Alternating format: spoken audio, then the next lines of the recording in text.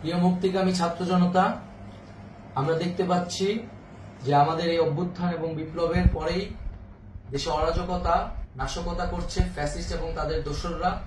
আমরা দেখতে পাচ্ছি যে বিভিন্ন জায়গায় এখন গোলাগুলি চলছে, মন্দিরে হামলা হচ্ছে এবং নাশকতা ও লুটপাট করছে। আমরা মনে করি আমাদের যে ছাত্র নাগরিকদের অভ্যুত্থান তাকে নস্যাৎ করার জন্যই পরিকল্পিতভাবে এই ধরনের ঘটনা ঘটানো হচ্ছে। আমরা মুক্তিকামী ছাত্র জনতাকে সজাগ এবং সতর্ক থাকতে আহ্বান জানাচ্ছি এবং আমাদের যে অন্তর্বর্তীকালীন সরকার, আমরা সেই সরকারের যে প্রস্তাবনা 24 ঘন্টার সময় নিয়েছিলাম, জরুরি পরিস্থিতি মোতাবেক আমরা এখনই তার একটি রূপরেখা ঘোষণা করছি। আমরা সিদ্ধান্ত নিয়েছি যে সর্বজন গ্রহণযোগ্য আন্তর্জাতিক খ্যাতিসম্পন্ন নোবেল পুরস্কার বিজয়ী ডক্টর মোহাম্মদ ইউনূসকে প্রধান উপদেষ্টা করে অন্তর্বর্তীকালীন সরকার গঠন করা হবে এবং ডক্টর মোহাম্মদ ইউনূসের সাথেও আমাদের কথা হয়েছে। তিনি ছাত্র জনতার আহ্বানে বাংলাদেশকে রক্ষা করতে এই গুরু দায়িত্ব নিতে সম্মত হয়েছে। আমরা সকালের মধ্যেই আমরা এই সরকার গঠনের প্রক্রিয়া দেখতে চাই।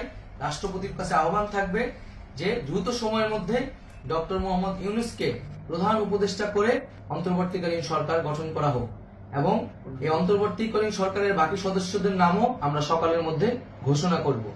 প্রিয় বন্ধুগণ, দেশে যে অরাজকতা চলছে, মানুষের জীবনের নিরাপত্তাহীনতা চলছে, সেজন্য আমরা রাষ্ট্রপতির কাছে আহ্বান জানাচ্ছি দেশে আইন শৃঙ্খলা পরিবেশ ফিরিয়ে আনার জন্য দ্রুত সময়ের মধ্যে কার্যকর ব্যবস্থা নিতে হবে এবং আইন শৃঙ্খলা বাহিনীকে সহযোগিতা করার জন্য মুক্তিকামী ছাত্র জনতাও রাজপথে থাকবে এবং অন্তর্বর্তীকালীন সরকার গঠন না হওয়া পর্যন্ত মুক্তিকামী ছাত্র জনতাকে রাজপথে থেকে তাদের যে অভ্যুত্থান, সেই অভ্যুত্থানকে রক্ষা করতে হবে।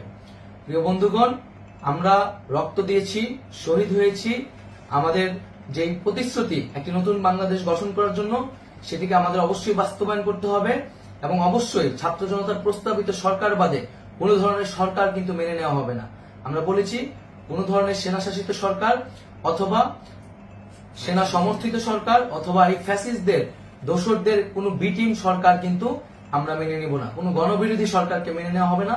ছাত্র জনতার অভ্যুত্থানকারী যে প্রস্তাবিত সরকার, অন্তর্বর্তীকালীন সরকার, যেটা আমরা সিদ্ধান্ত উপনীত হয়েছি ডক্টর মোহাম্মদ ইউনূসকে প্রধান উপদেষ্টা করে এই সরকার গঠন করা হবে, সেই সরকারকেই বাস্তবায়ন করতে হবে অবিলম্বে।